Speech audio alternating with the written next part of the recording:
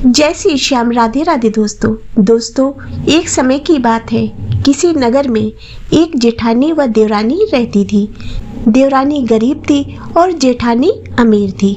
देवरानी का पति लकड़ी काटकर बेचता था और अक्सर बीमार रहता था, इसीलिए देवरानी जेठानी के घर का सारा काम करती थी। बदले में जेठानी अपने घर का बचा हुआ खाना व पुराने कपड़े देवरानी को दे देती थी।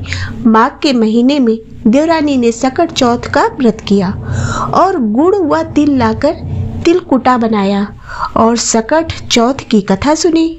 फिर तिलकुटे को छीके में रख दिया और सोचा चांद उगने पर तिलकुटे का भोग लगाऊंगी, और जेठानी के घर में काम करने चली गई। वहां पर जेठानी का खाना बनाया और घर का सारा काम किया। फिर जेठानी के बच्चों से खाना खाने को कहा तो बच्चे बोले जब माँ खाएगी तब हम खाएंगे। फिर जेठ से कहा तो जेठ बोले मैं भी सबके साथ ही खाऊंगा। तब जेठानी ने देवरानी से कहा अभी तो यहाँ पर किसी ने खाना नहीं खाया है, इसीलिए मैं तुम्हें पहले खाना कैसे दे दूँ, इसलिए सुबह बचा हुआ खाना ले जाना। इधर देवरानी के बच्चे आस लगाए बैठे थे कि माँ आएगी तो खाना खाने को मिलेगा। जब देवरानी के पति ने देखा कि आज खाना नहीं मिला है तो वह बोला सारा दिन काम करके भी तुम 2 रोटी नहीं ला सकती, तो ऐसा काम करने से क्या फायदा।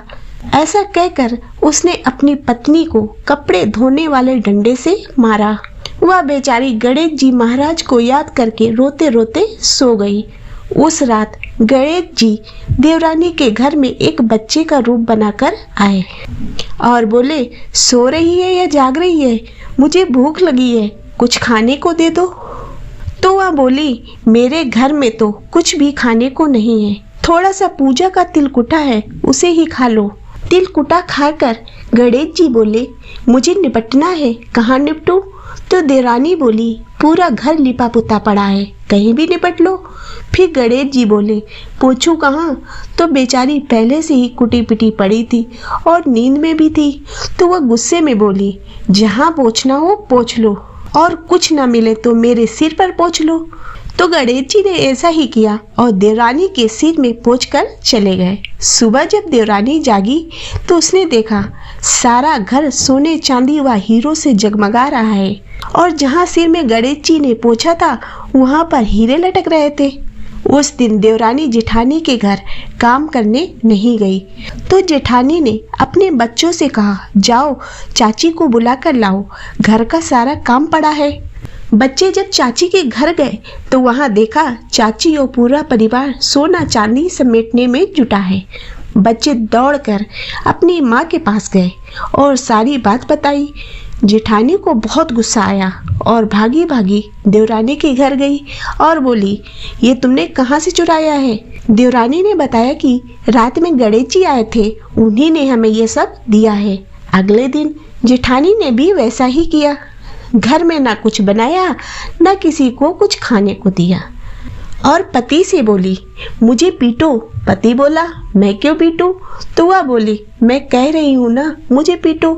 तो पति धीरे धीरे पीटने लगा। तो वह बोली जोर से पीटो। फिर तो पति ने जोर जोर से पीट पीट कर उसकी पीठ सुझा दी। अब रात को जेठानी के घर गणेश जी आए और बोले मुझे भूख लगी है, खाने को दो। तो जेठानी बोली देखो छीके में कितना सारा तिलकुटा रखा है, जी भर के खा लो। गणेश जी ने जी भर के तिलकुटा खाया।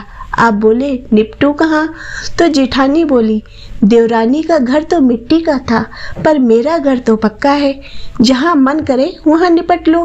फिर गणेश जी बोले पूछूं कहाँ? तो जेठानी बोली देवरानी तो मिट्टी से बाल धोती है, पर मैंने तो आज ही खुशबूदार साबुन से बाल धोया है, मेरे सिर में पोंछ लो। अब गणेश जी पोंछ पाछ के चले गए।